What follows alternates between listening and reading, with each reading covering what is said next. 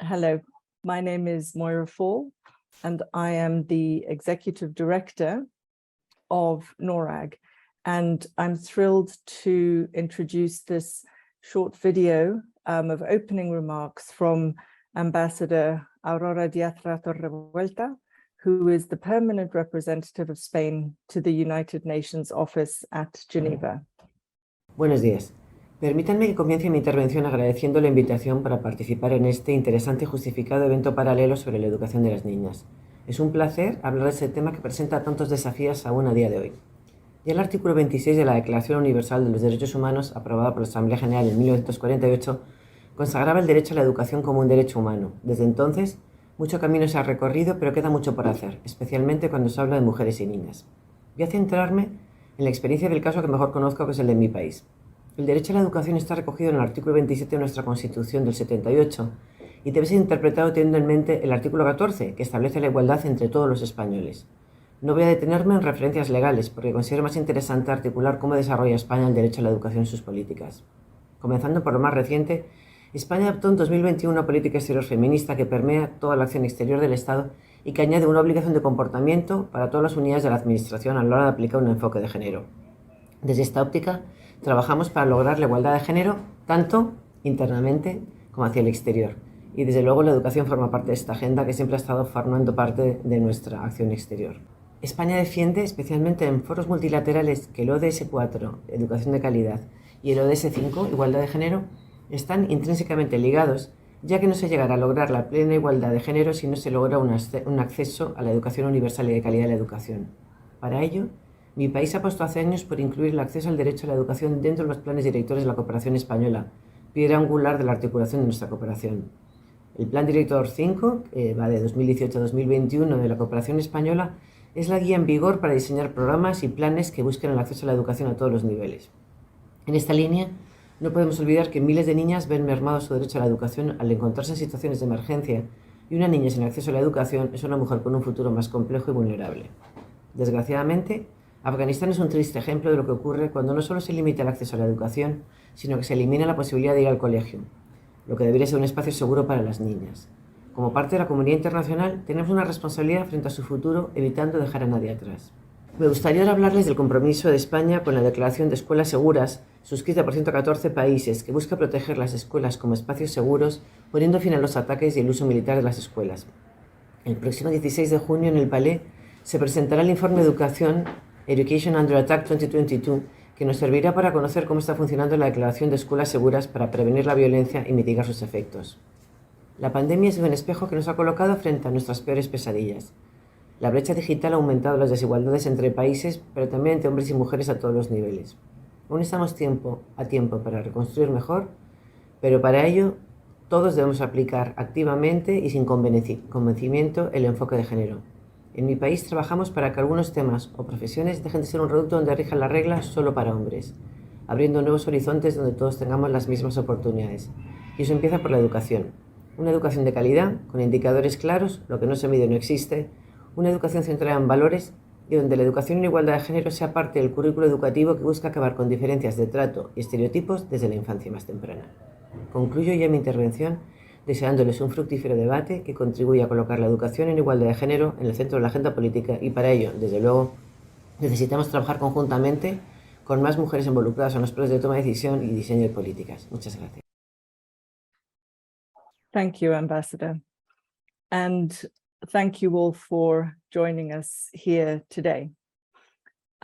We will be talking today about gender and girls' education in particular, and also how that also is affecting boys as well as girls. This is about saying, how is it that we can actually improve counting the uncounted with a particular focus on girls? So, Paul, could you start the slideshow, please? Thank you. So here, what we are talking about is girls' education, counting the uncounted. And as you can see on the right-hand side of the screen, here in NORRAG, we work across 5 themes. The first theme is data and evidence. The second, education and the SDGs. And this event today also falls under that, with gender equality being SDG 5 and obviously SDG 10 being looking at inequalities across the board, and also innovations and disruption, which is where our KIX Europe Asia Pacific project sits, and we're very proud to co-organize this event with the KIX EAP Hub and also with the Gender Center at the Graduate Institute. Our fourth theme is private sector approaches, and then we have a theme which is focusing on our network. We have a network of 5,300 members, and at the end of the presentations today, I'll say a little more about that. So NORRAG's work really focuses on how it is that we can support others to improve access, quality, and equity in education, holding at the core this idea of leaving no one behind. And here today talking about equity, focusing here on gendered power relations and how those are reflected in institutions and structures. And here, when we're talking about counting the uncounted, how it is that it is also reflected in data regimes. There have been gains in girls' education, we know this, but we're also very aware that those gains have not yet been enough, number one. Number two, those gains have been eroded during the COVID pandemic, that the school closures, particularly in the past 2 years. But while many pupils, and particularly girls, were lost in those 2 years, we also know that some of those children that did not go to school are possibly lost forever. And also adult women are losing out in this as well, professionally. So with that background, we're absolutely thrilled to have this panel today to explore how girls go missing in current global education data regimes and how existing research-based frameworks are being deployed to improve this situation. And our speakers today will take us from that foundational research all the way through to some really exciting developments in practice. And now I'll hand over to José Luis Canellas, who's going to be leading us through and moderating this event for us. Thank you, José Luis. Thank you so much, Moira, and greetings to all participants today. This webinar that is also part of our KIX EAP webinar series, constituting its 14th webinar. So KIX EAP is short for Knowledge and Innovation Exchange, Europe Asia Pacific Hub. Our hub is part of the Knowledge Innovation Exchange Initiative, which is a joint endeavor with the Global Partnership for Education and the International Development Research Center in Canada. The hub is hosted, as Moira said, by NORRAG and is led by our director, Professor Gitter Stana-Ramsey. We are providing opportunities for national experts based in government, civil society, and academia in 21 partner countries of the Europe-Asia-Pacific region to learn and exchange on thematic priorities. One of the key thematic priorities is precisely gender equality, and KIX is promoting the use of research evidence for more effective policy and planning by following KIX's approach of surfacing, amplifying, and disseminating knowledge from the global south. So today's webinar is exactly an opportunity for us all to exchange and learn more about the complexities of promoting gender equality in and through education.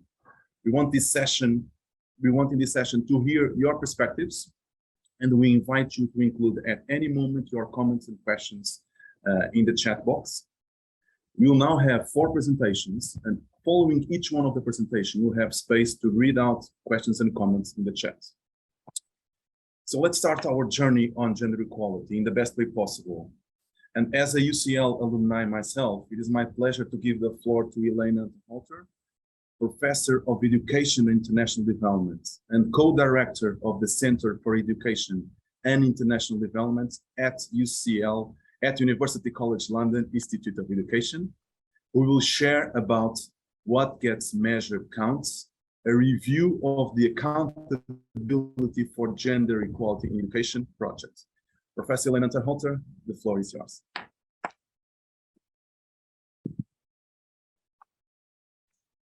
Thanks very much for the opportunity to present the work of the AGI project, Accountability for Gender Equality in Education.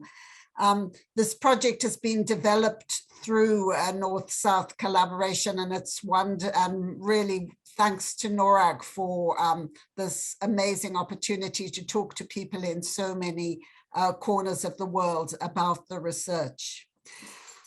If we go to the next slide, the starting point for the AGI project was how to understand the problem of gender inequalities in education and an approach to change.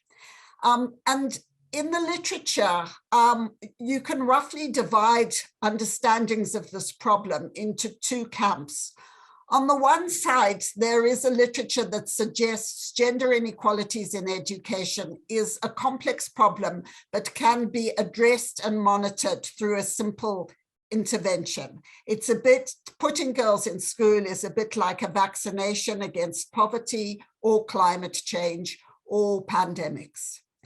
But opposed to that stream of analysis is another stream of analysis, a critical, scholarly and activist position that says this problem is so complex, so contested, so many different interpretations of what is gender, what is education, what is social development, that we don't know where to start, and that any approach to measurement or collecting data is always going to distort the lived reality. If we go to the next slide, what on that slide distills the heart of the problem really centers on this, on two issues. The one that the solution is often presented as just get girls into school. And the data solution is generally presented as let's measure gender parity. Let's look at girls as a proportion of boys. Now, the problem with gender parity is that while it is a good statistical and rigorous measure and is applied across many of the indicators in the SDG framework, you can have equal numbers of girls and boys in school and yet leave many areas of gender inequality, both within school and without school, without education, unaddressed. So girls can be in school and there can be high levels of gender-based violence. Women can have very limited access to social, political, and cultural rights. And that's a problem around data as well as analysis. If we go to the next slide, what I contrast on this slide is two approaches to interventions and evaluation and gathering data. On the one hand, it's been a whole stream which has said the interventions need to be about what works to get girls into school, what works to address a limited suite of issues around gender inequality. And we hope that, and let's develop the data that monitors that. And contrasting to that is an approach that says, no, what we need to develop interventions about and evaluation strategies are about what matters. Human rights, friendship, intersectionality, all the complex understandings of equality that we have. And if we go to the next slide, it's always been an area of distress for me that these two streams of work have diverged so sharply. Because if something matters to you, and human rights matters to me a lot, gender equality, intersectionality are all things that matter to me, I need to know how to make them work. And similarly, with regard to if something works, we need to know why it works or why it doesn't work. And so I've tried to develop this position that I call what connects, and think about the politics of what connects and how we could draw on research and discussion to stabilize particular meanings of gender inequalities, equalities, and intersectionality, and use measurement for that process, acknowledging both its strengths and weaknesses. So that's the origins of the AGI project. And if we go to the next slide, I will, what the slide suggests is selected sites for looking at gender. And it distinguishes between needing to look at gender both as an individual site of freedoms and agency for gender and intersection equality in and through education, the social relationships which form gender inequalities and equalities, the institutional processes and processes associated with resource allocation, and discourses that formulate those processes. So it's a nested set of relationships that need to be understood, monitored, and evaluated, and for which we need to prioritize identifying data. If we go to the next slide, what it sets out is how the AGI project has sought to draw on a multiplicity of information sources, not just those associated with education. And on the next slide, you see the range of discussions and groups that have been drawn into a scholarly and practitioner and policy set of discussions, building on work that's already been done using the capability approach and the human development paradigm to build an indicator framework. On the next slide, are the elements of the AGI framework. And in contrast to many of the frameworks that have been used to monitor and collect data on gender and education, which have focused entirely on schooling or on learning outcomes, what the AGI framework distills is a set of orange domains, resources, values, and opportunities, which look at capabilities. They look at the material resources, schools, money, skill, the values around human rights or gender equality, and the opportunities at individual, social, and policy levels that condition whether girls get into school, and also whether we have information in those domains. And then the framework also is seeking to identify indicators in the blue areas, which, using the technical language of the capability approach, is about functionings, what's already achieved, participation in education, knowledge, understanding, skills, and outcomes. And in the spirit of what connects, the AGI framework stresses that we need to monitor in all these areas, and we need to identify the data we have at cross-national and national and local levels in these areas, and the data we still need to collect and prioritize. If we go to the next slide, what's distilled on this slide is the phases of work on the AGI project, which has been nearly 8 years of development of discussions, starting with the discussions around the successor framework to the MDGs, and working with many national, cross-national, and local organizations and gender activists, and with the specific partnerships in South Africa and Malawi. So that's the phase that developed the framework. In the second phase, we're looking at processes for selecting indicators and working on criteria and the shortlist for indicators.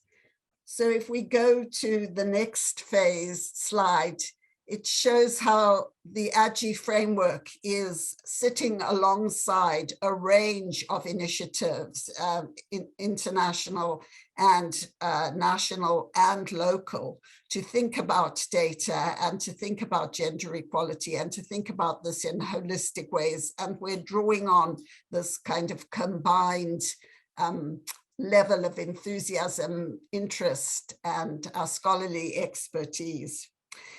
On the next slide, you see the ways in which we think the AGI framework can be adapted. And we're currently in discussion about 5 strands of this work.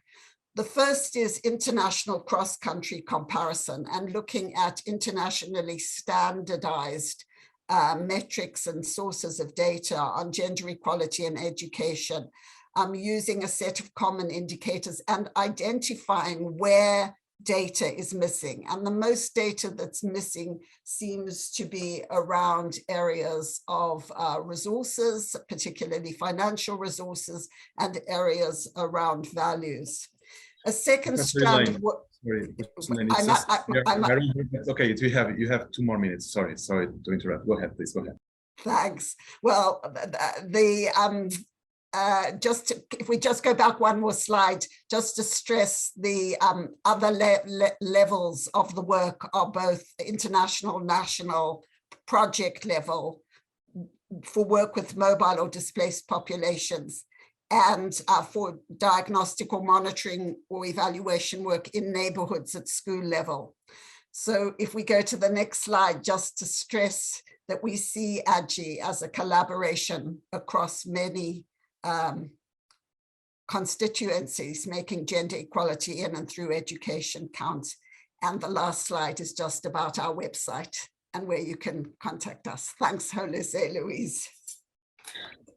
Thank you, Professor Lanzapolo, and thank you for providing us this overview of this exciting project that you have, that is seeing how we can really understand better gender equality that goes beyond gender parity. We have 1 comment from the chat that I want. It's not a question, it's a comment. It comes from Bahir Mahmadi. He's a university professor in Algeria, and he comments that school dropouts was before the pandemic that contributed to the real dropout of students. So the actual causes of school dropout must be solved. So he's making a comment around that school dropout was already an issue even before the pandemic. And if you can develop that a little bit more. Of course, the pandemic exacerbated, but if you can develop a bit more as the causes for school dropout were already there and how this connects with gender.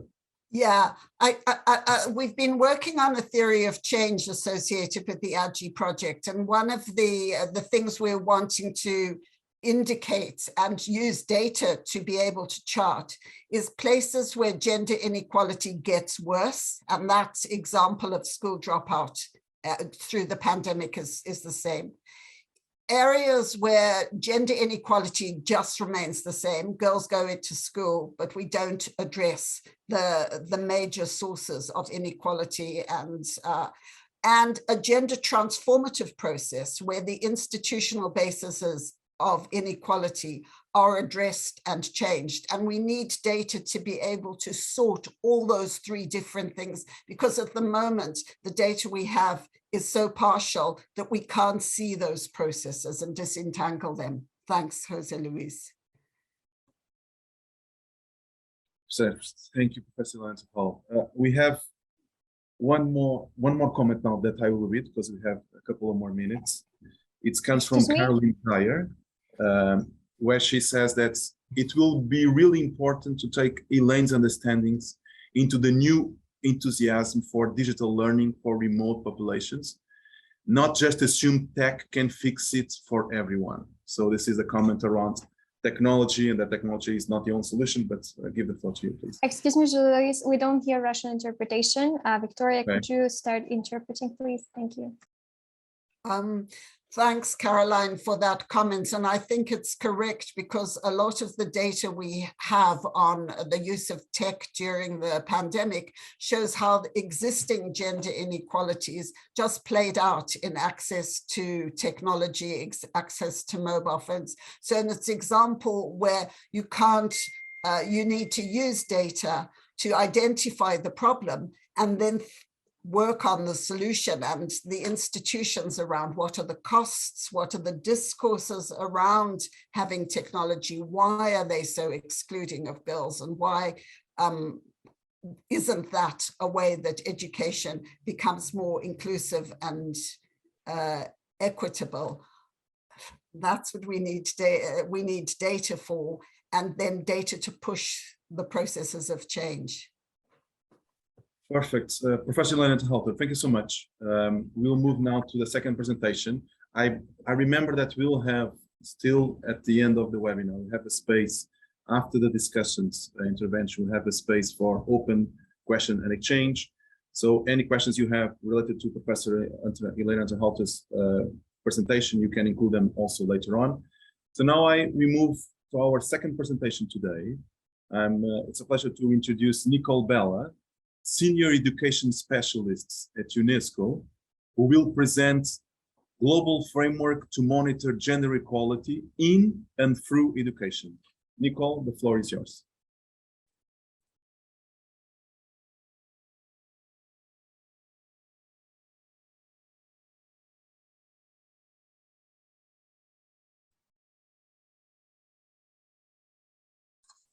Merci beaucoup. Merci beaucoup, notamment à NORRAG. Thank you very much. Thank you to NORRAG.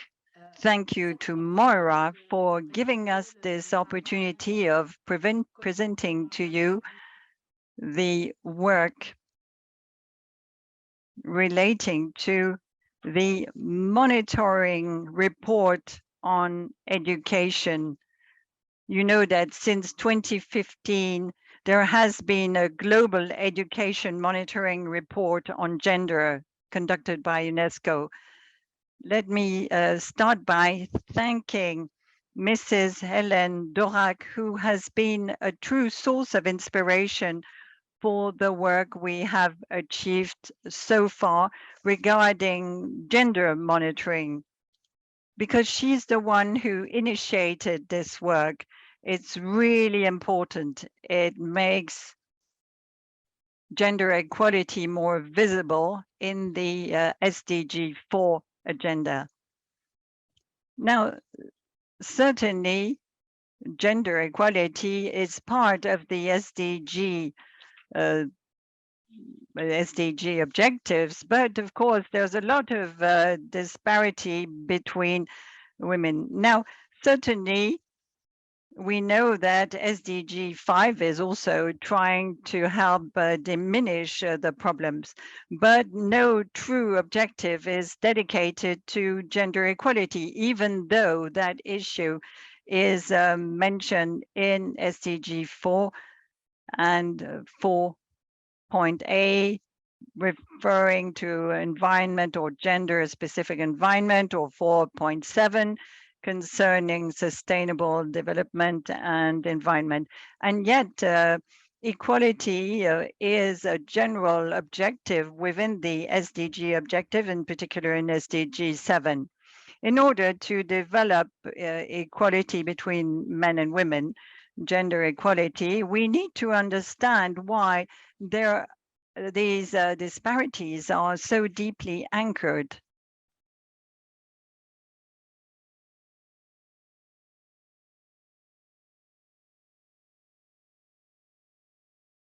And while we are interrupted, forgive me, Nicole, those who are looking for interpretation on the English channel, please can you go to the interpretation button on the bottom of your Zoom screen? There's a globe that says interpretation, and you need to select English. Checking English channel. Let me now continue. The social, cultural, and institutional, as well as legal obstacles continue to exist and are truly problem regarding gender equality. In order to make sure that girls and boys have equal access to education, their rights need to be protected. They need to have access to schools, and the stereotypes should be let aside. In the 2030 framework, you can see that this is being mentioned. Of course, there is an important right to education for all, and that is why requests should be made to government to make sure that there is equal access to schools between boys and girls. And in addition, there should be true access, true checks to the equal access. And that is why we need to better understand gender equality and other aspects relating to availabilities of quantitative data, but also qualitative data to ensure an appropriate follow-up. And certainly that is going to be very complicated. We need to have a more appropriate sectorial planning to make sure that gender equality is encompassed in that aspect. Here, I'd like to present to you the education framework on gender equality, which you can find in the Global Education Monitoring Report on gender and on education. This is the framework which is being used by UNESCO at world level. And in this graph, you can see the different issues that are being taken into considerations in the approach on gender equality. In the global report, in this Global Education Monitoring Report, you will find a wider scope, a broader vision of gender equality to better protect the right to education of girls and women, but also that of boys and men. Notwithstanding LGBTI, those rights are often threatened. We have a framework that uses a three-pronged right-based approach to gender equality: the right to education, the right in education, and the right through education. Now, we also have a framework here that includes 6 areas of gender equality. I mentioned equality to, equality in, and equality through education. Now, in this graph, you can see that there are education opportunities, and like was said by Ellen, it's important to take into considerations the gender equality amongst boys and girls. You know that gender equality has always been based on an issue concerning opportunities and parity, as we say. Then number 2, gender norms and values. Number 3, institutions. You know that education is part of society at large. And if you work on issues relating to gender equality in the field of education, you have to consider gender equality in the wider scope of the society, of the environment. And there are too many things that penalize women and that impact their access, their real access to education. Then we have the laws and policies, because there are laws that guarantee access to education to boys and girls, or that guarantee the right to education to all. Thus, all these policies will make sure that there is an equal distribution of human resources, but also financial resources. So that's part of the systems, the environment, practices, and resources. And here in this graph, the 6th area relates to outcomes, which is linked to actually the economic and employment opportunities, also linked to education. So what do women have equal opportunities or not? Now, in this slide, I wanted to show you how we go about relating to equality, gender equality in those issues which I've just mentioned.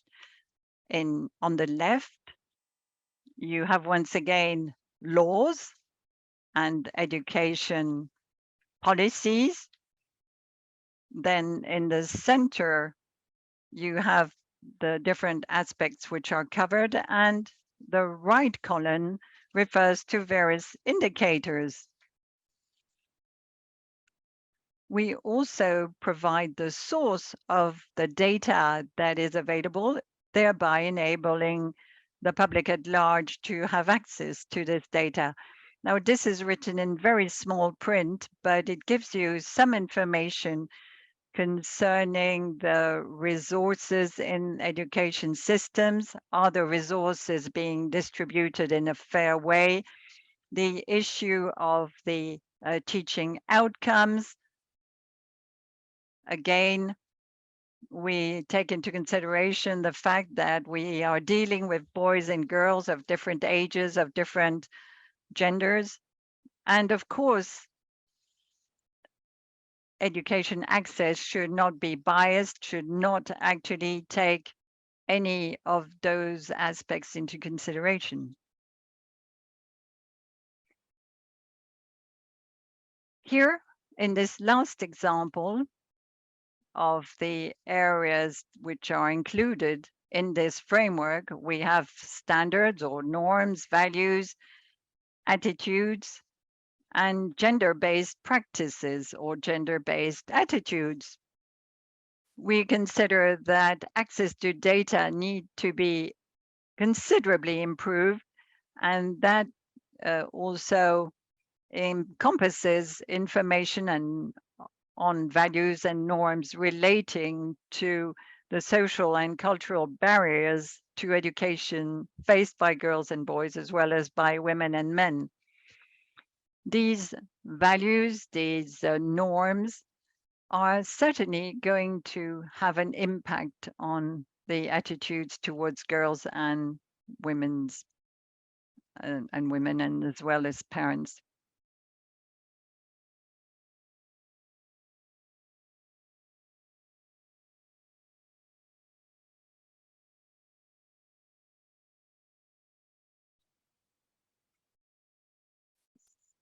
I mentioned the attitudes of parents, but of course, there's also the issue relating to laws and policies.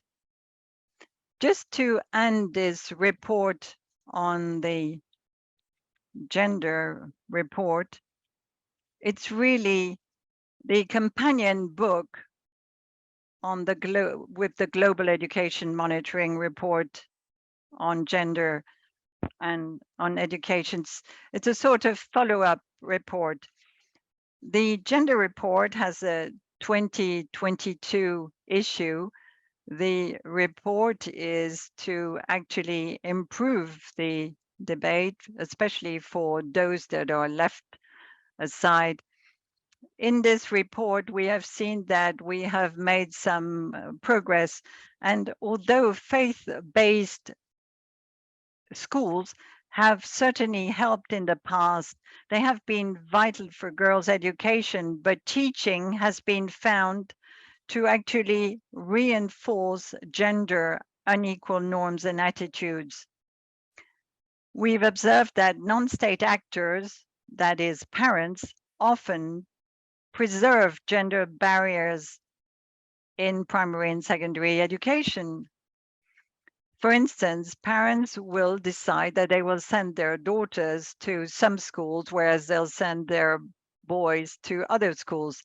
And generally speaking, there are more boys in primary and secondary private schools, especially in Asia, because these public schools are destined for elite. So there is a bias in favor of boys' education, which is considered as a priority for the parents' expenses. In India, for example, an analysis of school or education outcomes in the Punjab province has revealed that girls are less likely to actually visit private school in comparison to boys. In Indonesia, girls will actually be taught in madrasa schools, whereas boys in private schools. Now, the preference in favor of boys and the decision on behalf of parents to spend more of for the boys' education justifies why they have better access to school and education. So as you can see, a lot has to be done to reach true equality in school and in education outcomes. There is a need for more availability, and we need to absolutely question all the bias that exists. A lot of data has been collected for a lot of Sorry, data has been. We are over the time limit, so if you could wrap up, sorry. Please go ahead, sir.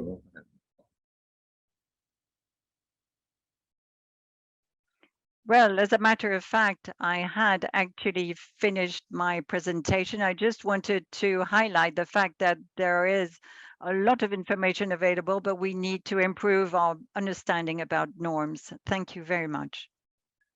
Thank you, Nicole. So it's really wonderful to hear a concrete tool that is helping us understand better how deep gender equality goes, the different dimensions. I think it's very important. And we have a couple of questions that reflect these points. So I'll read the first one that we had from Manana Ratiania from Georgia, from the USA Basic Education Program in Georgia, where she's sharing her experience, saying that she uses a gender gap calculator to raise awareness among students and students that are future teachers while working on gender issue, while she also goes through different rankings that are an eye-opening. Then, as usual, she says, there are cases and dilemmas to discuss the topic. I think that in my society, when someone wants to complement girls' education, it is said that she has a man's rank. So sorry, this part I really don't understand. But the point here is that she's sharing her experience with concrete tools that she's using. Maybe you could share a little bit how someone like Manana could use the current tool that you have to influence in her work of teaching future teachers. Can you please share how that could be useful as well?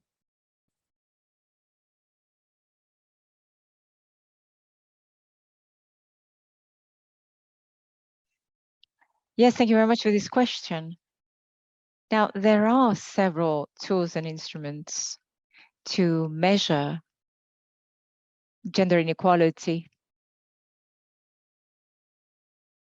and gender disparities, and the tool that measures the gaps, the gender gap, is one among many. So that's the gender gap calculator. But of course, this is what we're discussing today beyond the quantitative tools. It's also very, very important to perhaps look into those aspects that are a little more difficult to measure, but that are indeed extremely important so that we can better understand the mechanisms of gap inequalities and how to, this gender inequality, what we call substantive gender equality. Now, in order to measure that, of course, we need to go beyond the gender equality or equity rather, because that's perhaps like this is the easiest aspect to measure. And it's true that we have to have disaggregated data by gender, which is not always the case, especially when we're talking about intersectionality, as Elaine was mentioning. The fundamental principle at the heart of the Sustainable Development Agenda by 2030 is the need to really focus on all those who are left behind. All those groups that are left behind, those are exactly the groups that are not reflected in the data. So it's imperative when you use a tool such as the one used in Georgia, for instance, it's very important that those tools that are being used also integrate an intersectionality, because not all men, not all boys, not all girls, and not all women have the same experience. Some are really above the average, others are really left behind. So we're really discussing here the right to education. The right to education needs to include each and everyone. Thank you very much. Nicole, thank you so much. Since we had a little bit of a disruption in the beginning with the interpretation, I'll give space for one more question. And this comes from Michel Abassa from Cameroon, IIEP-UNESCO in Cameroon. And he asks a very straightforward question: isn't the training of teachers on gender-based nonviolent communication in schools an avenue to be explored in education systems?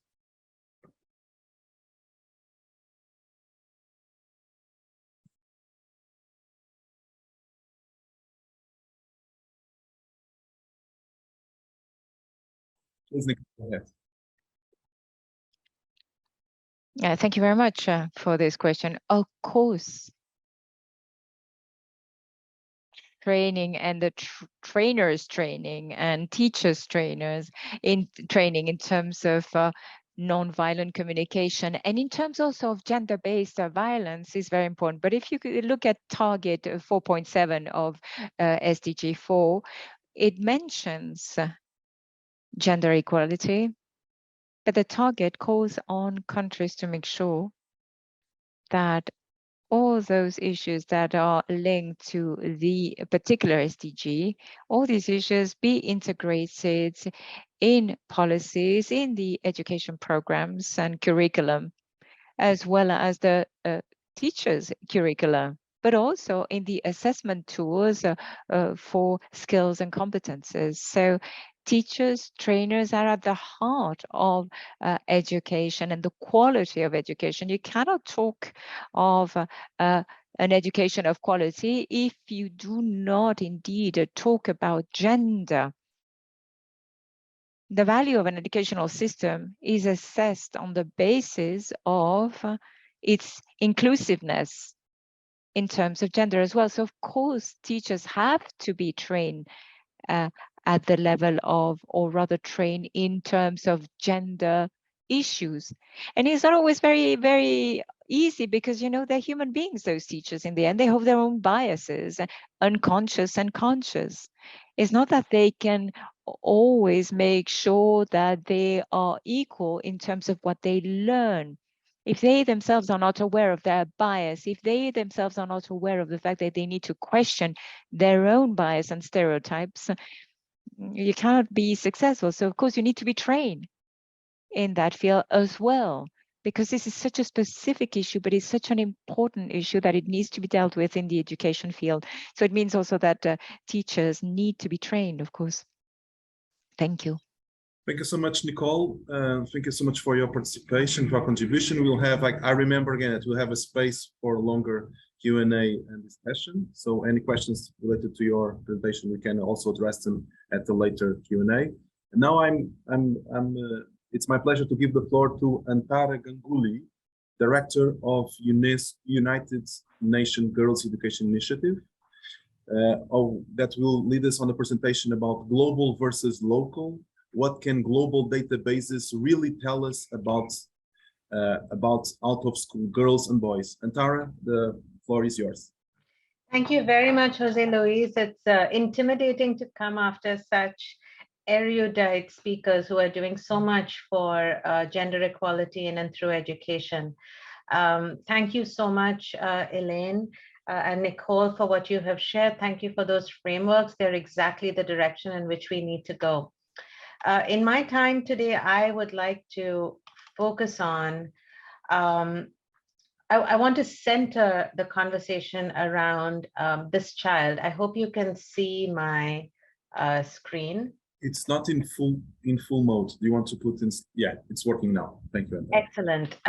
So when I was working with UNICEF India, we went to the state of Rajasthan, which is one of the most gender unequal states in the country and perhaps in the world. There's a lot of female feticide that still happens there. And we went to this very remote village in the desert. These are very marginalized communities, landless, daily wage earners. And so we're really speaking of the bottom 5%, not even the bottom quintile.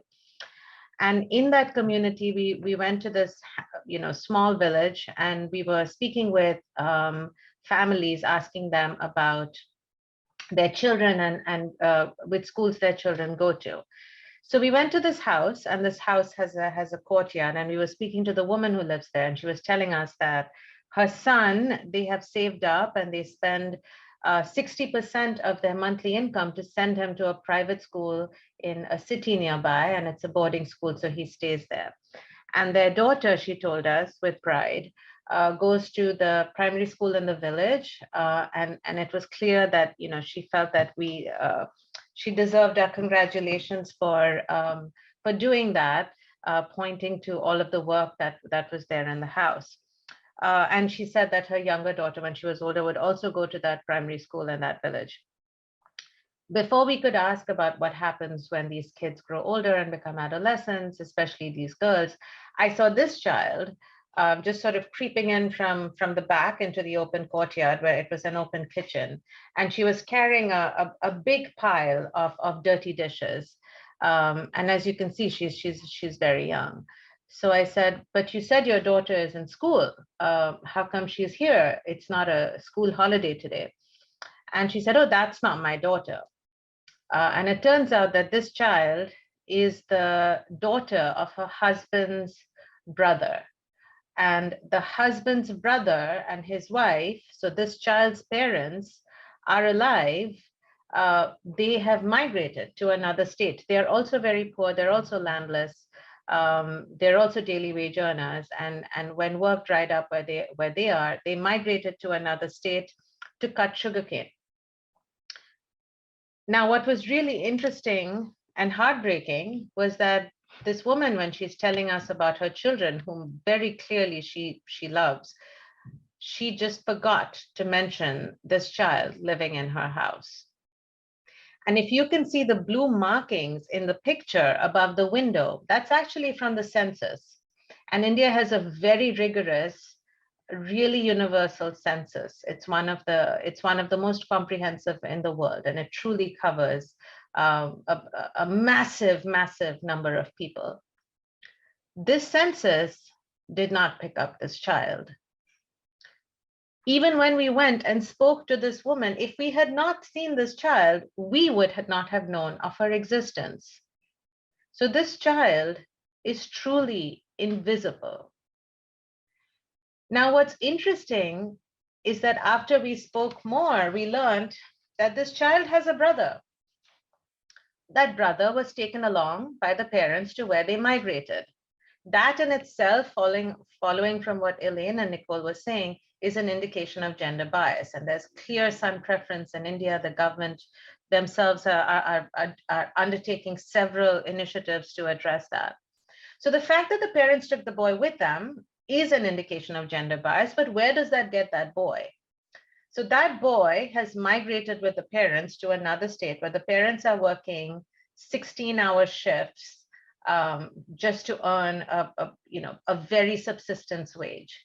Is that boy going to school over there? Unless he is touched by some of the initiatives that are available in that state for migrant children, most likely not, because most migrant children do not get touched by these schemes. In fact, they often work in the fields themselves. So this boy, with all his gender privilege, who has migrated with his parents to a sugarcane field to be closer to them so they can keep a closer eye on him, is most likely also not going to school. And whatever he has learned in the village school he was in before he turned 8 years old and went with his parents, he's clearly lost. And this is 3-4 years ago, so before COVID. So that boy, even with his gender privilege, is also invisible. Now, if you look at the data systems in India, which again, the education management systems of Indian government schools are far better off than those of many countries. So there is, there is every government school, and there is a school within 1 kilometer of every household in India, does have a methodology to count which children in the catchment area are actually enrolled. And so you actually have a gross enrollment rate that's significantly higher than the net enrollment rate, because there will always be discrepancies between census information on the children and then who shows up at the school. And then there is attendance that has to be taken every day, because the teachers are actually, their performance is, one of the indicators of their performance is the attendance of the children. So there's that. Then there's, sorry, yeah. just to confirm that we are just seeing your first slides. Yep. That's okay? Yep. Okay, Yes, okay, that's good. Okay, go ahead. I just wanted to walk you through the education data system and show that at every level, there's no way to capture this invisible child. So in that district, and the district that this girl is in, when you show that gender parity has been achieved in enrollment, what does that really cover? It covers the visible children. It covers the children who have not migrated. And most importantly, it especially doesn't cover girls who are used for household work as free unpaid care work. Now, if we move to the next slide, here are a couple of examples of global reports. Now, I want to put a disclaimer here. I am a very proud UN employee. I'm a huge fan of the work that my organization, UNICEF, does, and all the other organizations do as well. The point I want to make here is that sometimes global reports do not cover the complexity of social justice issues, including gender equality. So in this first report, it's a Milo report. And for those of you who know Milo, it's a really important initiative to look at and really understand learning in developing countries. Now, in this Milo report, it actually says that there are no gender differences found between girls and boys in learning through COVID. In the next report that I have here, it's a report on remote learning from UNICEF. And in this report, it actually says that there are no differences based on gender on remote learning, based on an analysis and that was done of global databases. This is not based on new information. This is based on existing global databases. Now, if you go to the next slide, these are also global reports from the same organizations. So the first one is a blog by Sylvia, a very dear and respected colleague who heads the UIS, who points out that the information we are seeing on everything to do with the pandemic related to learning is just not, it's not there yet. We don't have that information yet, because countries' EMIS systems, countries' education management systems are still reporting at that point on data from before COVID, because education reports will always be a year behind the date of publication, and also that it's not covering those who were not learning pre-COVID. So if 60% of your country's children were not in school before COVID, and you are covering learning loss through COVID, and you're not even looking at that 60%, you are actually providing a very specific view. And that is the excellent point that UIS is making in this blog. The second report is from UNICEF, and it makes the point that 46% of boys use the internet on their phones compared to 27% of girls. It's an excellent report. I'm just reading out one of the statistics there. And this is in the Asia Pacific region, which is ahead of many other regions in terms of just overall access to smartphones. So how is it that the same organization, that the same intention, that the same mandate can lead to such different ways of expressing information? And there's a third report here, which is an UNGEI report. UNGEI is the organization that I come from, where what we've done is we've looked at existing global databases, and we've extrapolated country-based examples from that. So there are several excellent education reports that have come out through the pandemic and post the pandemic, and some of them actually report that there haven't been gender gaps. But if you actually go through them, here are some of the examples that come out. In Kenya, which by the way is one of the Milo countries where they found no gender gaps in learning, this is a POP Council report. They found that 16% of girls and 8% of boys did not return to school. In Ghana, they found that national re-enrollment was high at 97%. However, 60% of the dropouts were girls. In Uganda, they found that 18% of grade 12 girls did not return to school compared to 2% of grade 12 boys. That's from Brookings. And on learning, in Pakistan, they found, these are all from UNICEF and UNESCO and World Bank reports. So they're collecting this data, they're seeing this data, they're bringing it up to the global level, but somehow when you come to the headlines, which is what many people read, you miss this national level context and information. And Tara, sorry, so we are a little bit over time, so if you wrap up.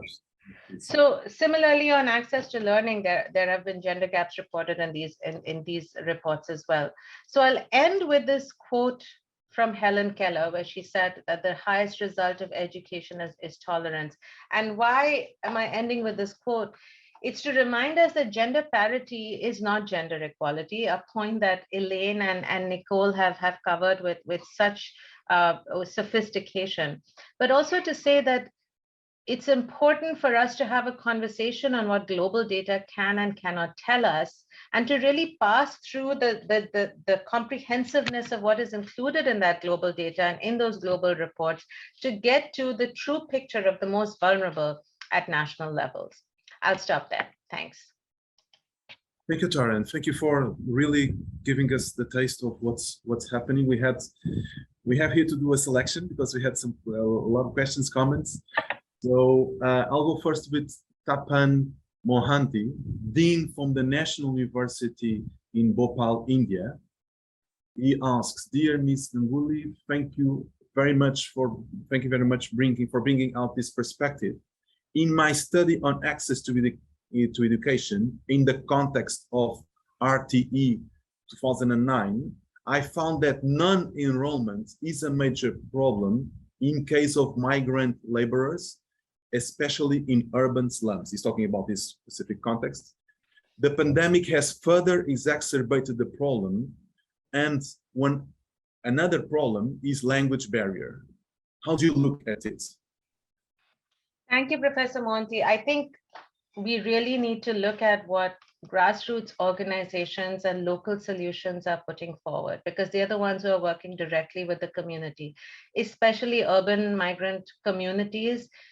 I mean, in India, they can be so diverse just within one country, and the diversity outside of that country is even more. So I would always position local knowledge, local best practices in addressing that. And on the language barrier, I mean, the good thing is the Indian government has been supporting in many states mother tongue instruction, and that should absolutely continue, because otherwise first generation learners are they're just turned off when they go to school. They don't understand what they hear at all. Thank you for the question. So we have here one more. Let's go. If you can do it in 1 minute, I think it's interesting that we take the momentum. So from Anna Mashava from Georgia, do we have a clear indicator that taking only the boy with them, the parents, falls under the gender bias category? Could there be any reason behind it? Let me copy. Yeah. It really depends on the national context. It is known that boys suffer because of paid child labor more than girls. Now, is that a gender bias or a gender discrimination? Both of those points could be argued. Son preference in India is clearly established and has been in other countries as well. But I would say it depends on the country. Tara, thank you so much. There are other comments. We are taking note of them. We'll try to address them later on. So let's move to our fourth presentation of this first set. And I welcome Fabricia Devine Senior Education Specialist, Head of the Gender at the Sender Initiative for UNESCO International Institute for Educational Planning in Dakar. She will present about gender transformative diagnostics, analysis and tracking, identifying data needs and gaps, and setting meaningful indicators at country level. Fabricia, the floor is yours. Hello to all, and thank you so much to NORRAG for this very interesting event. It is a great honor to me for this, and thank you very much, José Luis, for this presentation. I'm a senior education specialist with the International Planning Organization in Dakar. It's a UN organization which is part of UNESCO. And the mandate of this organization is to provide support to UNESCO member states so that they can better plan and manage their education system. I just wanted to be more specific as to my attributes. My presentation is divided into two parts, and it's really at the crossroads of everything that has been said, both by Professor Unterhalter, by Nicole Bella, and by Antara. We will talk about the approach via changes in the field of education planning and management. And Nicole mentioned that one should possibly go beyond issues relating to gender equality when one deals with education-related data, especially when referring to education and girls' education. And to come back to what Antaha mentioned, it's important also to take into consideration those different frameworks from a national point of view and take the context into consideration. So as I was saying, my presentation will be in two parts.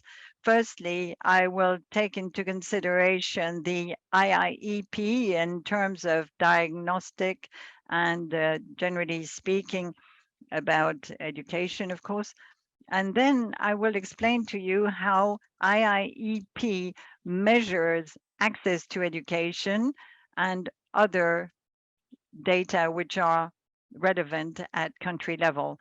So let us start by considering the IIEP approach to gender responsive education, planning and management. And just to remind you what the IIEP is, the International Institute for Education Planning. It is, as a matter of fact, an institute which is part of UNESCO, i.e. part of the UN.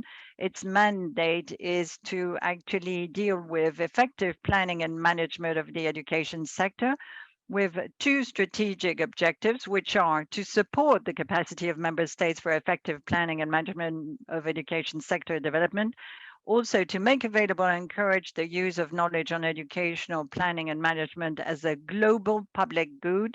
And the priorities are both gender equality and Africa. And the IIEP will actually try and fight gender inequality at overall level in a cross-cutting manner. And we also play an important role in the Gender at the Center initiative. And we work together, and I'm very pleased to meet Antara here. And we work with the ministries for education of 8 different countries, but also with the civil organization society and the donors of G7. And our role is actually to provide some support to these 8 different ministries in those 8 different countries and provide them some insight into how gender equality leadership can be achieved. Now, here in this graph, you see that planning of education is really very cyclical, and the education sector analysis is the starting point. We then manage to develop a plan and implement then the implementation of plan. And Nicole reminded us of the importance of having a sectoral approach concerning education, taking into consideration gender aspects. And this is what we do within the IIEP. then we also gather the information which are the outcome of diagnostic tools or of audits that are conducted by IIEP. And in turn, this will actually feed into the education sector plan, but also into the financial simulation model. So this is really how we progress. We analyze the data, see how essential they are at different steps, and this is how we go about it. Here you can see that IIEP has a three-pronged approach to support governments in the field of education. Of course, we're talking about a gender-sensitive approach, and we try and make sure that there is also a collection of information, of data, the collection of different indicators. All of this is to improve planning. So we're going to work at the sector level. The participatory audits based on gender will be dealt with at a more institutional level. And then you also have at institutional level a sort of cross improvement. And of course, within the IIEP, we conduct a lot of activities which enable us to collect a lot of data concerning organizational changes from a gender point of view, but we'll see that later on when we talk about the various education sector analysis. Let us start with the education sector analysis. What is it? The ESA is an overall examination, an in-depth and holistic examination of the current status of an education system, including the identification of recent trends, progress achieved, outstanding challenges. So we take into consideration various aspects such as the efficiency, we take into consideration gender aspects. All of that is really essential when you want to justify the investment of resources, and we believe more resources relating to gender equality are necessary. All of that is taken into consideration in the education sector analysis. Gender-based analysis are made in two steps. First of all, we take into consideration gender responsive issues. We try to conduct an analysis on the approach. We have a cross-cutting approach. We want to leave no one behind, so that has to be taken into consideration. Education sector analysis means that we also have to deal with gender issues in order to better understand the roots of the phenomena that we observe. And we mention norms and values. Well, we also have other issues to consider, such as school-related gender-based violence. We have to take into consideration textbooks. There are some inequalities in the textbooks. We have to not only have quantitative data, but also qualitative data to better have better insight. IIEP has helped Sierra Leone, for example, to, in the end, improve its education sector. We have, in Sierra Leone, been able to include a dedicated chapter on gender for the first time. It's really important that Sierra Leone has accepted to do that.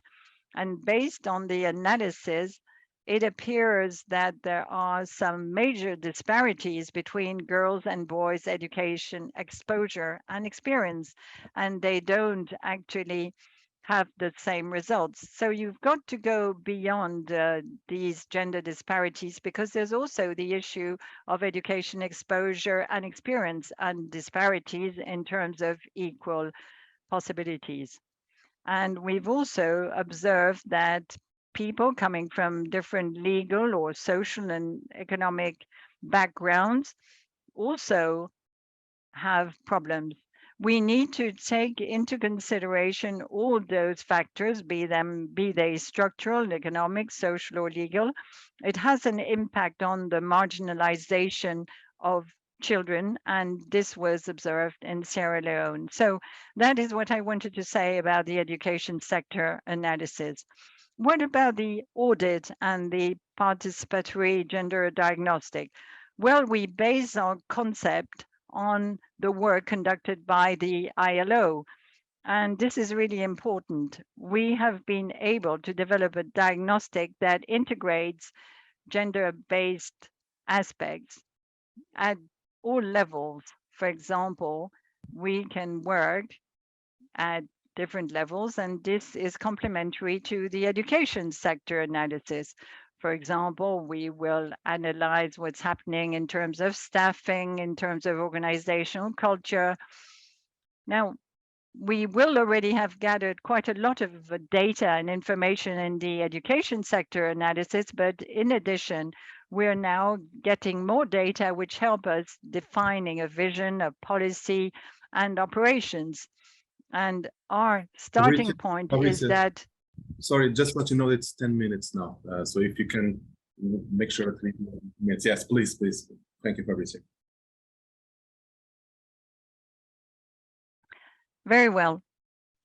What I wanted to say is that these different sectoral analyses are complementary, and we also conduct diagnostic approaches. We also work in order to know what may happen after the training has taken place. How is the organizational change coming about? And in our applied knowledge, we do the same. And in the research we conduct, we try to gather data which is not readily available. For example, relating to school dropout, girls and boys drop out, whether data concerning female school leadership or gender and skills for work, or relating to education, or what budget the Ministry of Education provides for girls' education, etc. Now, I'll stop here because the 10 minutes have already elapsed. But I'd just like to mention that we have some major challenges that we need to take into consideration. As Nicole said earlier, there are a lot of data, but one has to try and find them, and not only quantitative data, you need qualitative data, and this can be done through a community-based participatory approach. So there are still a lot of challenges, but we're on the right way, and I believe that we can actually move on, and I'm very happy to be working on together with NORRAG and have this NORRAG platform and try and give some insight of what is being done concerning gathering of data relating to education of girls. Now, here are some links concerning the IIEP Dakar UNESCO link that will enable you to get more information relating to gender responsive education, and you will find all the information you wish on this by using this link. Thank you. Thank you so much, Fabrizio. We have here different questions and comments, and it's great to see how we can link gender equality, agenda with education sector analysis, education sector plans to really make sure that it's involved in the policy cycle at country level. We have here a very practical question from South Sudan, and I think it's important that we address it. You maybe from your experience, give it a general response. It's Pondunze Martin. When discussing access to all, what strategies, from your experience, what strategies are in place for retention of girls or boys in schools? He wants to learn from South Sudan.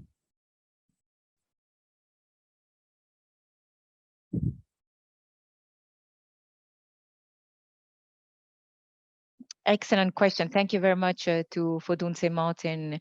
And this is why I talked about planning and planification very specifically. It's very important from the very beginning, before you start developing policies, when you have it's important to have an assessment of the situation in order for you to choose the better levers and strategies. So it depends on your priorities and the decisions, of course, that governments take.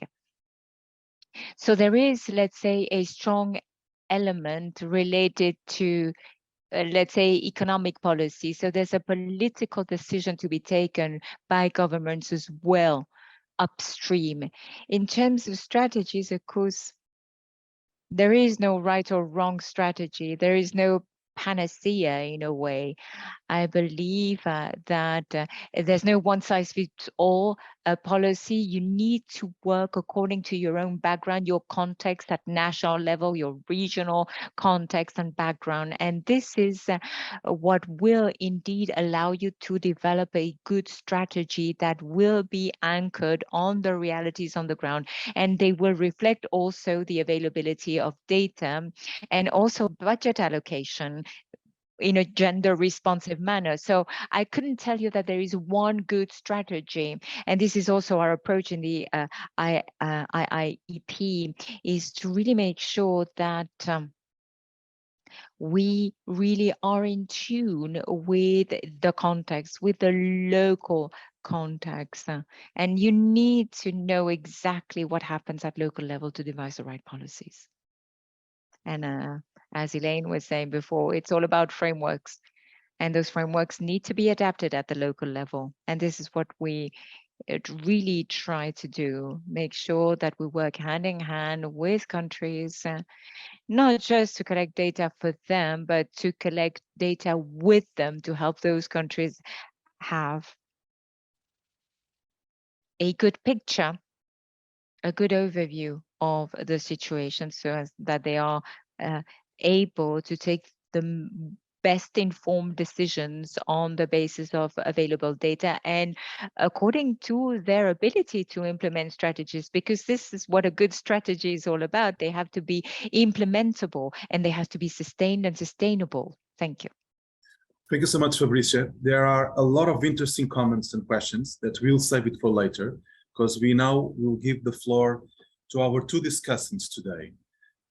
First discussant, Judith Herbertson, Head of Girls Education at the Foreign Commonwealth and Development Office, who also funded the original AGE projects. Judith, the floor is yours. Thank you, NORRAG, and to all the distinguished experts on the panel. We've heard a lot this morning about how education is being delivered worldwide and how challenging it's becoming. The pandemic, extreme weather events, conflicts, protracted crises, all on the rise, and this host of invisible children, this girl and that boy.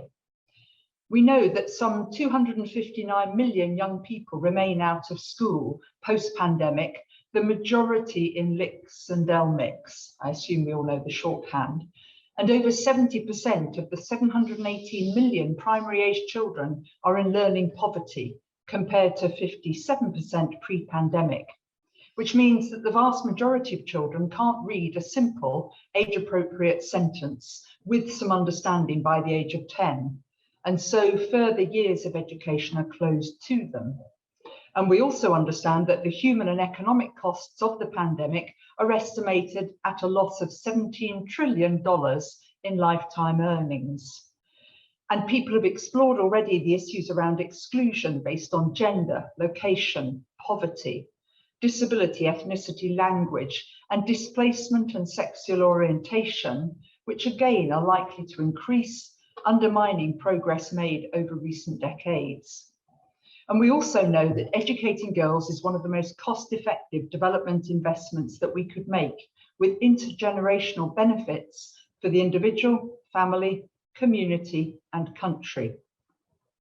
A child whose mother can read is 50% more likely to live beyond the age of 5. Imagine, 50%.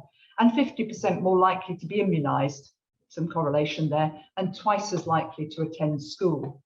And if every girl went to secondary school, got those 12 years of quality education, the mortality rate for children under 5 could be cut in half, saving 2.6 million lives a year. So as we've been exploring this morning, what will success look like as we try to respond to the current education crisis and count the uncounted? Business as usual will not help us recover progress lost, nor accelerate much more rapidly as needed through the milestones to achieve SDGs 4 and 5. We need to scale up our global response by increasing funding, improving data on beneficiaries, and working much more closely with governments, who are, of course, responsible for long-term sustainable education service delivery. Firstly, very important to focus on the research and evidence, to know what works and how, so that we don't waste further time, effort, and money, and to tailor that to context rather than to apply a global cookie-cutter approach. Secondly, it's very important that we're counting the right thing and that we do not devise something new and freestanding that risks counting something that's easy to count but is not important, and that's not connected via an education golden thread to national curriculum and assessments, teachers' skill and pedagogy, and what young people need to know, learn, and apply. Thirdly, we need to project forward to what the next generation of young people will need as they join the workforce. What digital and technological skills, applied and transferable skills, and level of critical thinking, all built on the foundational skills of literacy, numeracy, and socio-emotional well-being, so much of which has been lost over recent years. And fourthly, we need government ownership. We know how political data can be, particularly the imposition of international leadership on data. They must be in the lead on budgets, policies, curriculum, and assessments within the reality of their own countries, and with our support where needed and welcomed. And they must count the uncounted. And to conclude, just a word on the UK approach. We have recently published a new international development strategy, and I'm delighted that one of the top 4 priorities is a commitment to improve the lives of women and girls, with girls' education at the forefront of the so-called 3 E's: educating girls, empowering women and girls, and ending violence against women and girls. And as many of you will be aware already, we have agreed last year with our G7 partners a commitment to achieve 2 new global objectives in LICS and LMICS by 2026. Firstly, 40 million more girls in school access. Secondly, 20 million more girls able to read by the age of 10, quality, with the equity brought in by the girls. But this could go badly wrong in terms of how we count the so far uncounted. This doesn't mean that we're not focused on the boys. We are assuming boys will come too. That may prove false. Nor that we are only focused on counting up to these numbers by bagging the easiest to reach and aggregating those that are not really the hardest to reach, the most marginalized, the most in need. Nor that learning to read is the only skill we value, nor that once a girl is over 10, she's missed her chance to learn to read, and therefore the door is closed on further education. We're going to need to hold on to the evidence of what works and the established metrics established for the SDGs, so that these objectives contribute and not compete with the collective global efforts on access, quality, and equity. Thank you very much indeed. Thanks so much, Judith. Thanks so much for your contribution. And then, without further delay, I give the floor to Lisa Puglu, Professor and Co-Director, Gender Center, Geneva Graduate Institute, who will help us frame our webinar today within the broader scholarship on gender. Lisa, the floor is yours. Yes, thank you so much, Jose Luis. I'm so pleased for the Gender Center to have been able to co-sponsor this event. I have to admit that I don't usually do education, so I feel a little bit like an imposter at this event. But I would like to maybe use my particular perspective as somebody who works on international governance and gender issues more broadly, to give you a few reflections about what I have heard. As you know, and as was very clear in this discussion, indicators and indexes is, of course, where the world of international governance now sits. They are crucial. They're crucial to the implementation of the sustainable development goals. They measure, they set standards, they hold accountable. They're in that sense absolutely central. But they're also problematic. And this is something I think that has come through these various presentations also quite extensively. They're problematic because of what they do. In addition, they also produce realities. They make things real. They define phenomena. As a matter of fact, I would like to go so far to suggest that even what we understand by gender equality today is defined mostly through statistics and indicators and no longer through some broader political discussions. So we know today now to think of gender equality as an aspect of employment, of political participation, of health access, of education. These are things that can be measured. And because they can be measured, we now have indicators of gender equality. Excluding many dimensions, gender-based violence has already been one that has been mentioned, difficult to measure. So as a result, we don't actually, when we think of gender equality in global governance, very often about gender-based violence. Indicators also simplify complex problems. And I think Elaine's presentation on this was very clear. They're based on an implicit theory. Very often they reduce gender equality to parity. Even the notion of gender gaps, in a sense, actually keeps in place this idea of parity in the background. The theory behind it very often is a liberal understanding.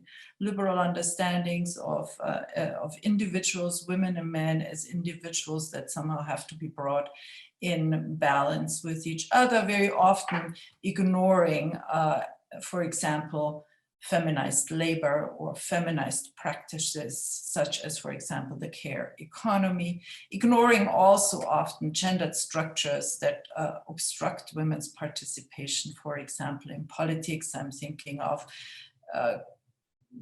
simple things such as meeting times, all the way to more complex things such as the first past the post electoral system, which we know keeps women out of politics. Indicators also guide policies, and when indicators therefore are narrow and not complex, they actually narrow interventions. So we have, for example, this strong focus on creating jobs and employment for women, often without regard for the quality of the kind of employment that is being generated, or for thinking about who does the reproductive labor when women go into the labor market. There's with indicators also, I would suggest, a democracy problem.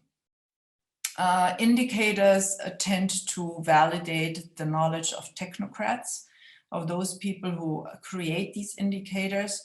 Very often there are economists that are in the driving seat there, together with their measuring techniques, and they're very often quantitative. Statistics is something that also has been criticized in these presentations. I have found listening to you really energizing. The AGI framework, the various proposals that have come through, what Antara is talking about, what Fabricia was talking about, the approaches seem to push beyond this. They seem to push beyond parity. They're very explicit, and I find this very refreshing. They're explicit about the theory behind the indicators. In particular, the AGI framework is very, very explicit about what the theory is. They embrace complexity. And I think maybe what is the most important insight for me about what I've heard is that you've made participation a part of the development of indicators, and I would push that even further, that you maybe have made it part of the implementation of the policies that result from the indicators. And so I'd like actually to close my remarks with a question and with a challenge.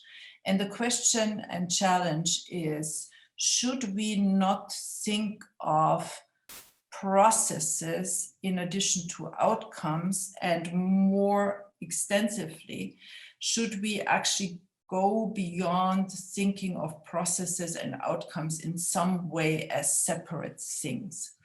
There is some interesting literature that shows how participatory discussions of indicators and of data, the kind of data that should be collected, actually helps to localize them in discussions about the measurements of the SDGs, for example. There is some interesting stories that are being told in the literature about how people really are redefining what the indicators should be, developing understandings of what is desirable locally.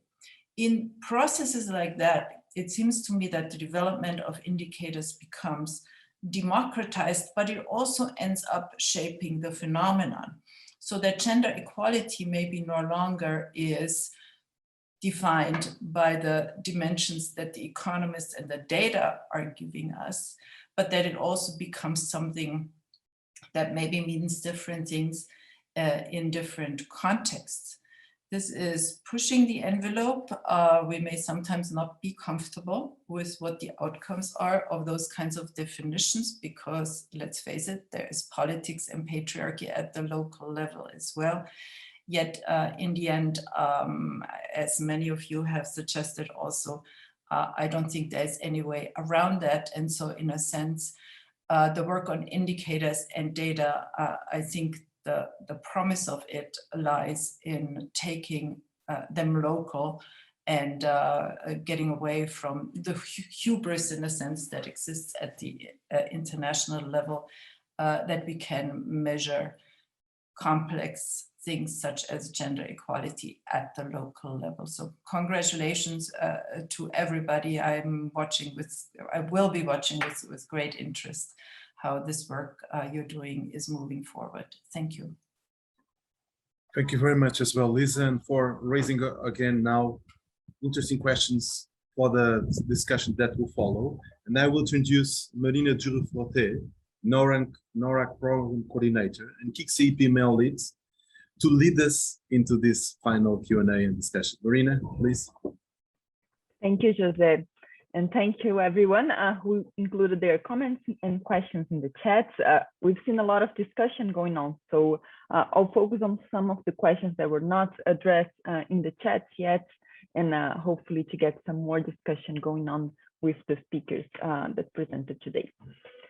So let me start by one that I think is a very good segue to what we just heard from Elizabeth Prugo, which came, this question came from Nubula Mbole, sorry if I didn't pronounce your name correctly, who is an education consultant from Kenya. So basically, they ask whether, so referring to Nicole Bella's presentation, they ask if the development and implementation of any education programs is a significant factor in the cultural barriers articulated by Nicole. So the question is highlighting the importance of reflecting on the cultural barriers, but also asking whether reports done by international organizations, research conducted, should be inclusive of all communities in the global world to improve their relevance. So their suggestion is to have a more informed and equitable approach to education reforms and to the way we analyze them as well. Of course, this question was addressed to Nicole, but I invite any of the speakers to address it if you would like to. Okay, maybe I can start and then. Yes, please go ahead. Yeah, I think I cannot agree more even with Elizabeth, and the fact that it's really important to go beyond global data, you know. So because we are all addressing global education is a global issue. Okay, so we are trying also, at least with the global education education monitoring report, the task is really to monitor progress at the global level, but not to stop at this level, but also to go at the regional and country level. And the aim is really also to create a kind of policy dialogue, you know, not only at the global level, but also at the lower levels. But this really means that in a publication like the global report, it's really also important to have a publication that reflects what is going on the ground. So this is also what we are trying to do. You know, we are of course using data produced by global organizations like the UNESCO Institute for Statistics, UNICEF, and World Bank, OECD. But we are also working with because you know the report is an evidence-based, and we are using a lot of evidence from research. But also we are commissioning country case studies, because this is also really the way for us to grasp context knowledge and what is really going on at the local level. So it's not that easy, because you know, we don't.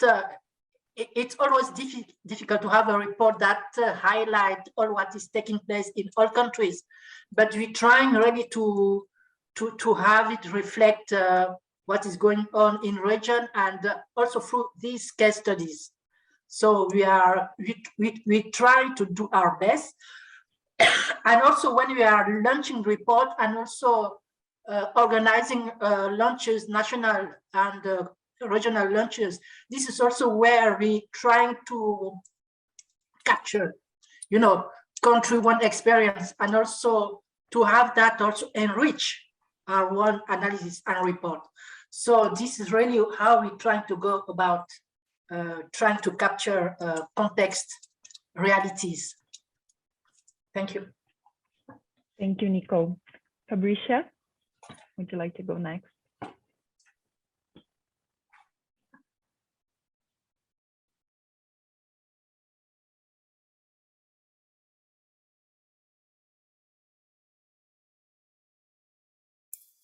Hello, Fabricia.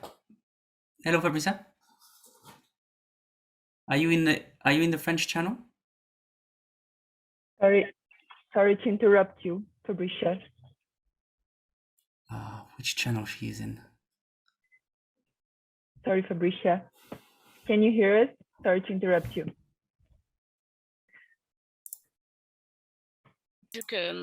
Pardon, je le redis en Speaking English, I will now speak French.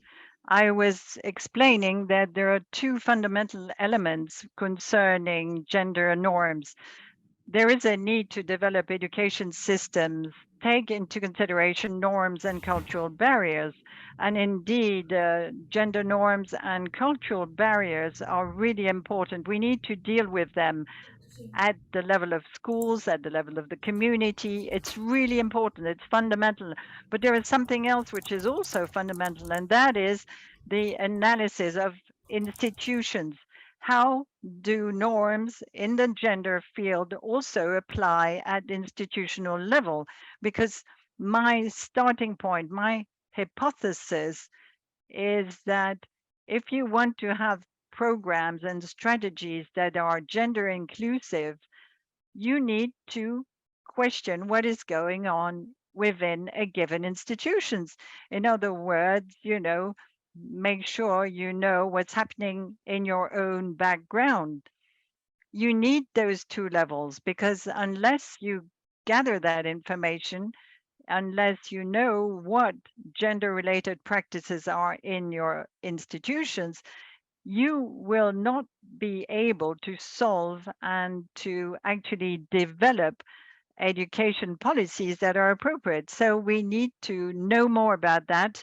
And I'd like to say that so far we have gathered very few data on this, and we have also led very few actions at the level of the institutions, not only at the central level, also decentralized level. Thank you. Thank you, Fabricia and Nicole, for addressing so well this question and expanding the discussion we were having across presentations.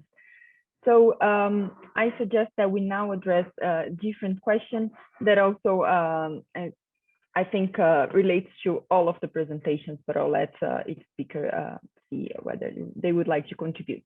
So this question comes from Jordan Naidu from UNESCO IIEP, who is asking, he's of course thanking all the presenters for sharing the various tools, including Elaine, and asking how do we adapt to and use diagnostic tools to extreme situations like the one we see in Afghanistan today. So he adds, my sense is that adaptation is not enough in such contexts. So what are the extra measures that could be used beyond surface level adaptations?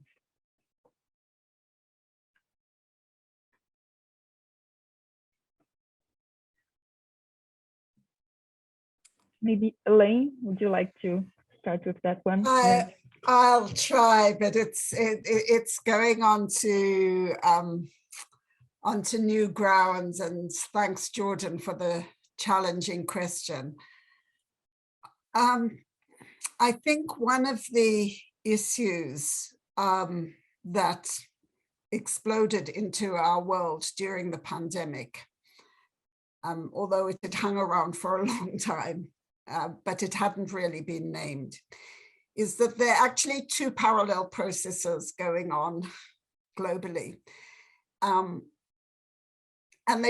we don't link them together. The one is the kind of creation of welfare states and education systems and attempts to set up inclusive, gender equitable forms of states that address poverty. And I think that's what the global governance system has been helping to support, national governments have been helping to support, and many non-government organizations have. And that's where the language of gender equality was spoken and named and kind of tamed in a way around issues like gender mainstreaming, and indicators were identified. And but there's a whole other stream, if you want, that is also a feature of the kind of post-World War II world. It's the world of colonialism. It's the world of the most vicious extraction, the most terrible wars around race, the most appalling exploitation of people. And our attempts to deal with this have been much, much frailer. Language to describe it, the indicators to tame it. And what we saw in Afghanistan, and I think we continue to see in these terrible conflicts and are part of, is that we don't see the two things connect. I mean, the income that is taxed or not taxed that goes into building up education systems, some of that comes from appalling extractive economies and so on. And I guess if we are to prepare ourselves, which I think we have to, for the kind of horrors associated with climate change, the wars we've seen over the last 2 years, and the appalling racism, explosions of racism that we've seen. We've got to try and connect these two together. And whether we, indicators are, I think as Elizabeth's saying, are very,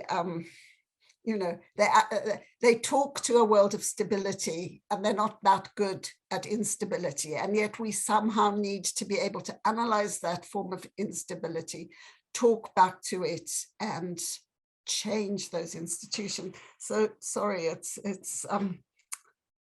not the cool way in which Jordan posed the question, but it is a set of problems we need to talk about it. We need to name it and talk about it and be honest about what we don't know and where we still need to develop. Thanks, Marina. Thanks, Elaine, for responding to this very challenging question with such thought-provocative reflections as well. So let me give the floor to Fabricia. Fabricia.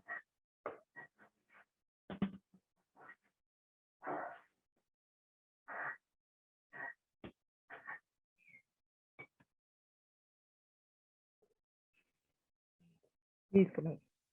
Yes, terribly sorry. Let me add a few words about diagnostic.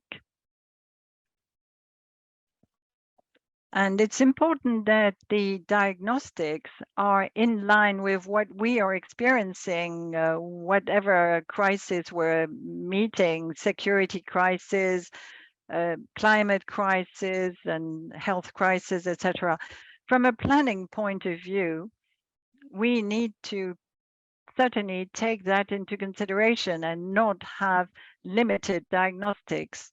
We need to use tools that are very flexible, that are agile, that can respond to the various challenges, to the various contexts.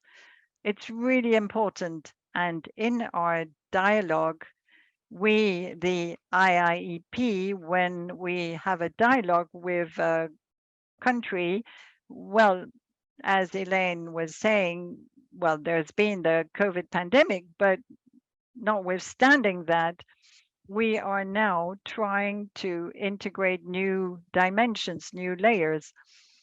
Now, in a given country, they will say, well, we've also experienced that kind of crisis in the northern part of the country, etc.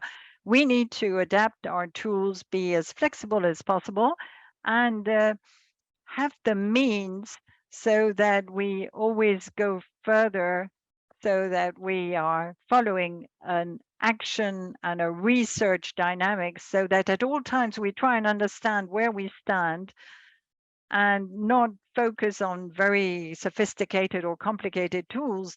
Let us try and be on the same wavelength as our own context.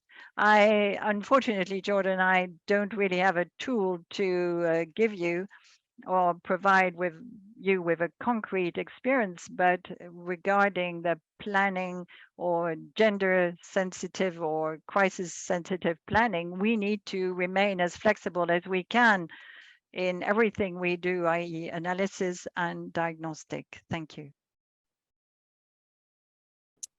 Thank you so much, Fabricia, and thank you to all of our speakers here today.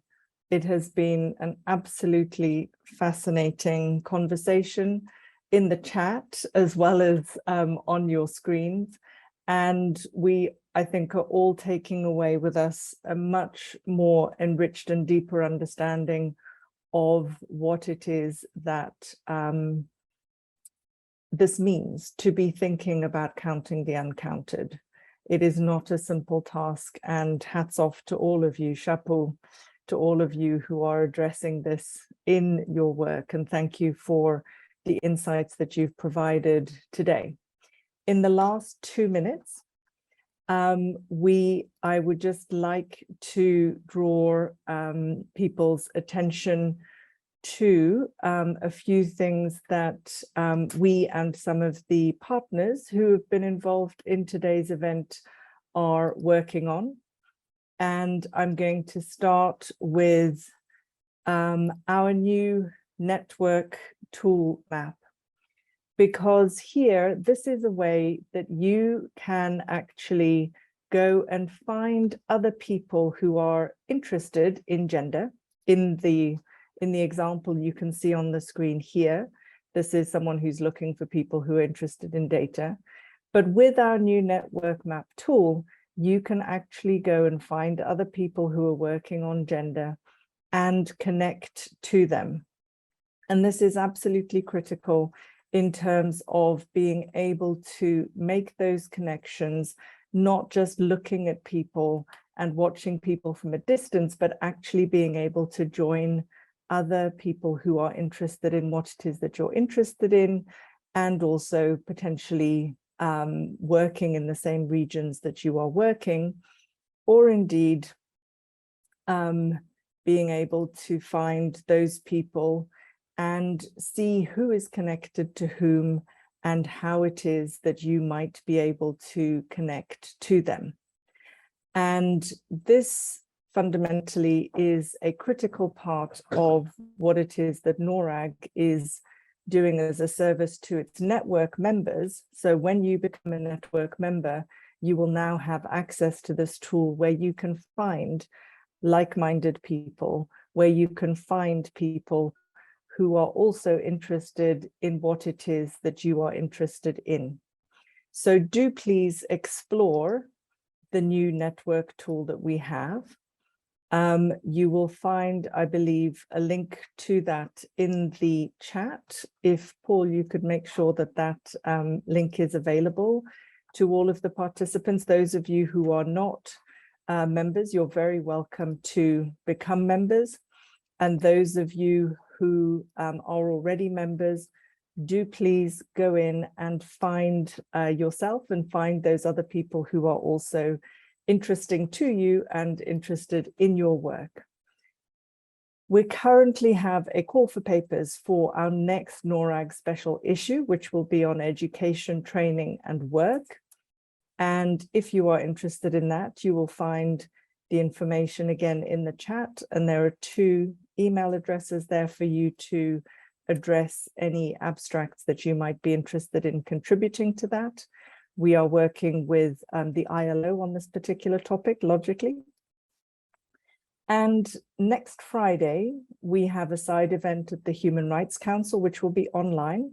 And again, you can sign up for that through the NORRAG network page. You can sign up for that also on our website, and you will have received, you will receive a reminder about this as well.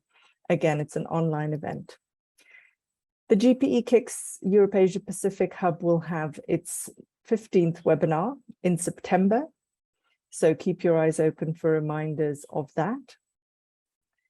And the Geneva Graduate Institute Gender Center on Wednesday, the 29th, is looking at caring in time of crisis. And that will be in Geneva and also online. If you're interested, you'll be able to find information about that on the Gender Center's page. And then finally, you will receive, all participants and all of the 700 people who registered for the event will receive an email with the video recordings. You can click through on any of the languages of interpretation with some events highlights in English. And also we will send you an evaluation form. We're always interested in finding out how we can improve what we are doing. And also, as I said, do join the NORRAG network if you're not already a member. If you are already a member, do go in and find some of those people who also care about gender in the same way that you do. So thank you all again for joining us today, and we look forward to seeing you on our social media channels and in our future events. Very best wishes for the rest of the day or evening, wherever you are.